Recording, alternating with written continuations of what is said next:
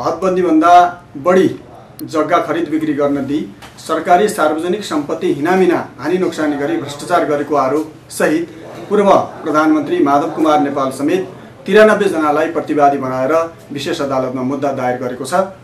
यसमा पतञ्जलि योगपीठ तथा आयुर्वेद कम्पनी नेपालले काभ्रे जिल्लाको नासिका स्थान सागा महेन्द्र ज्योतिमा कम्पनी सञ्चालनका लागि हदबन्दीभन्दा बढी जग्गा खरिद गरेको र उक्त जग्गा कम मूल्यमा खरिद गरेर बढी मूल्यमा बेचेको आरोप दाबी छ। यसमा जम्मा जग्गा खरिद भएको चाहिँ 554 रोपनी 5 आना 1 पैसा खरिद गरेको देखिन्छ।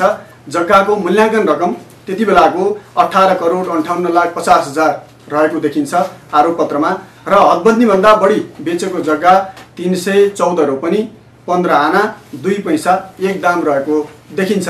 त्यो जग्गा मध्ये पनि गुठी संस्थान हटिचोक सदावर्त गुठीको नाममा 252 रोपनी 3 आना 1 पैसा र 0.25 दाम जग्गा रहेको र पतञ्जलि योगपीठ आयुर्वेद कम्पनी सो जग्गाको मोही रहेको देखिन्छ। यसमा प्रतिवादीहरू माधव कुमार नेपाल समेत तत्कालीन प्रधानमन्त्री माधव कुमार नेपाल समेत 93 जना हुनुहुन्छ।